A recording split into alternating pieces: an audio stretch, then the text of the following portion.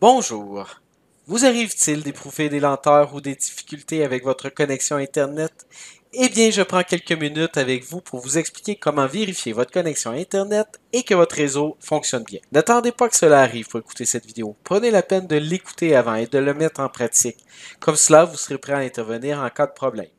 Alors, c'est parti. Si vous avez des problèmes de lenteur avec votre connexion, redémarrez votre ordinateur en premier. Cela fermera tous les logiciels non essentiels et libérera certainement de la mémoire vive. Cela facilitera également le test pour la suite. Si vous avez des problèmes avec une lenteur de votre ordinateur, en plus d'avoir de la lenteur avec votre connexion Internet, je vous recommande d'écouter en premier ma vidéo qui explique quoi faire en cas de ralentissement de l'ordinateur, que je vous mets à l'instant dans le haut de l'écran. Il est important que votre appareil fonctionne bien avant de régler le problème de connexion réseau. Préférez également une connexion câblée à une connexion sans fil. Ces connexions sont généralement plus stables et plus rapides. Si vous ne pouvez pas vous connecter avec un câble, rapprochez-vous le plus possible de votre routeur sans fil. Le signal n'en sera que plus fort et votre connexion sera également plus performante. Cliquez sur le symbole représentant le réseau dans la barre des tâches et vérifiez que vous êtes connecté à Internet. Si ce n'est pas le cas, les ordinateurs portables ont quelquefois des interrupteurs pour le réseau sans fil, un micro-interrupteur placé quelquefois sur le côté en dessous de votre ordinateur. Vérifiez qu'il est sous la position en marche. Les ordinateurs possèdent aussi une touche au clavier permettant d'activer et désactiver le réseau sans fil, ce qui revient au même que de mettre le mode avion. Assurez-vous donc que le mode avion soit bien désactivé et que vous ayez accès à Internet. Donc actuellement, je vois ma carte réseau sans fil Vidéotron 444 qui est en train de se connecter. Remarquez que j'ai deux cartes réseau sans fil, Vidéotron 4404 à 5 GHz, qui elle est beaucoup plus faible que la Vidéotron 4404.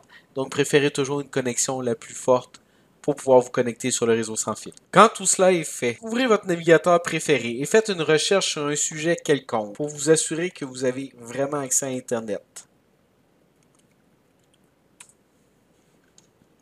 Si votre recherche ouvre une page dans Internet, c'est que votre connexion Internet fonctionne. Si vous êtes à la recherche du meilleur emplacement pour un Wi-Fi plus fort, vous pouvez télécharger une application Wi-Fi Info View ou Acrylic Wi-Fi Home qui vous permet d'avoir une meilleure vue de la force de votre signal sans fil dans la maison. Alors j'ouvre Acrylic Wi-Fi Home et je vois que j'ai deux connexions réseau, une qui est dans le vert et l'autre qui est dans l'orange.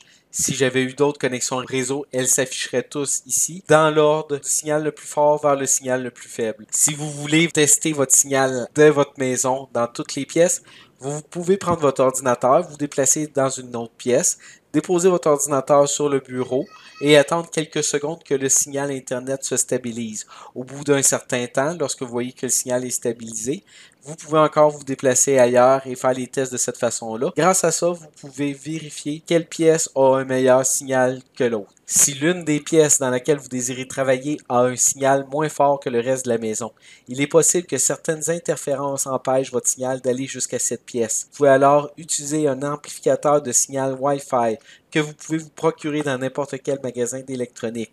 Lisez bien la notice pour savoir où il convient le mieux de l'installer et comment l'installer. Profitez-en aussi pour jeter un œil dans les performances du gestionnaire des tâches. Vous verrez votre débit en temps réel, la quantité de données envoyées et celle que vous recevez. Pour faire cela, on fait un clic droit dans la barre des tâches, on ouvre le gestionnaire des tâches, la fenêtre qui apparaît, c'est la fenêtre de base, on clique sur plus de détails et on vient cliquer sur performance. Ici sur le côté, on voit processeur, mémoire et ce qui m'intéresse, c'est mon réseau Internet. Donc Ethernet, c'est dans le cas où je suis câblé avec un câble de réseau. Et Wi-Fi. Actuellement, on voit mon écran qui s'affiche en temps réel avec mes données qui sont envoyées et les données qui sont reçues. Et ici, je vois que l'échelle est sur 100 kilobits par seconde. Si je vais dans Internet, je suis capable de faire des tests grâce à ça. Vous pouvez vous amuser à ouvrir des pages web, écouter des vidéos et rentrer dans une webconférence pendant que votre gestionnaire des tâches est ouvert. Donc, on va ouvrir une nouvelle page web et on regarde comment que ça réagit. On fait une recherche. C'est pas compliqué. Voilà. Donc, j'ouvre des pages. Puis, plus j'ouvre de pages, plus ça réagit fortement à l'autre côté. Donc voilà, je peux aller écouter des vidéos.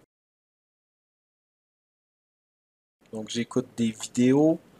Je peux aller partir des webconférences et plus je vais utiliser de services, plus ça va augmenter. Voyez-vous, je suis rendu à 11 mégabits par seconde ici en haut à droite. Donc ça, 11 mégabits par seconde, c'est la valeur qu'il y a à l'intérieur de mon signal ici. Donc je vais ouvrir Google Meet, démarrer une nouvelle réunion instantanée. Au bout d'un certain temps, remarquez que tout ce qui se passe à l'intérieur de ma webconférence lorsque je suis inactif retombe à plat. Du moment où je me remets à parler, à avoir de l'activité, ça remonte de temps en temps, ça redescend. Pour la prochaine étape, vous aurez besoin de tout fermer les logiciels et de garder seulement une page web d'ouverte. Donc, ce qu'on va faire, c'est qu'on va taper dans la barre de recherche test de connexion Internet. Et je vais choisir le premier lien, test de vitesse vidéotron.ca dans le haut complètement. Là, je vais appuyer sur le bouton Go pour démarrer le test.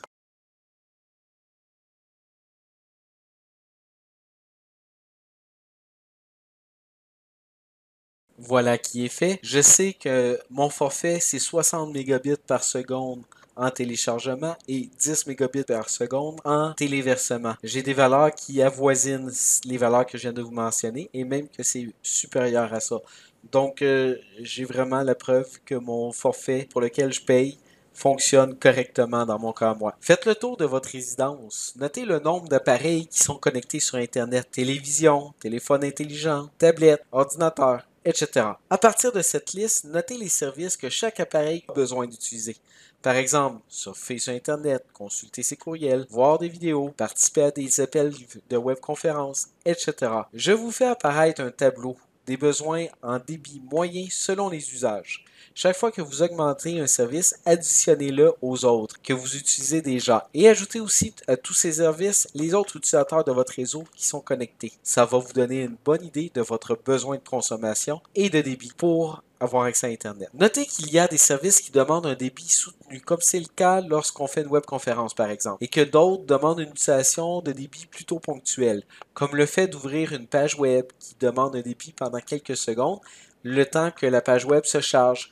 C'est le même principe aussi lorsqu'on écoute une vidéo dans YouTube. La vidéo va prendre une demande de connexion pendant un certain temps, va mettre en mémoire une partie de la vidéo, puis pendant le temps que la vidéo est en mémoire, ne demandera plus nécessairement de débit de connexion. Ensuite, les données sont conservées dans la mémoire de l'appareil le temps que vous écoutez la vidéo. Si après avoir fait tous ces tests, vous éprouvez encore des problèmes, appelez votre fournisseur d'accès Internet, expliquez-lui les démarches que vous venez de faire et les problèmes que vous vivez. J'espère que vous avez aimé cette vidéo. Si c'est le cas, n'hésitez pas à me faire une mention j'aime. C'est facile pour vous et pour moi c'est encourageant.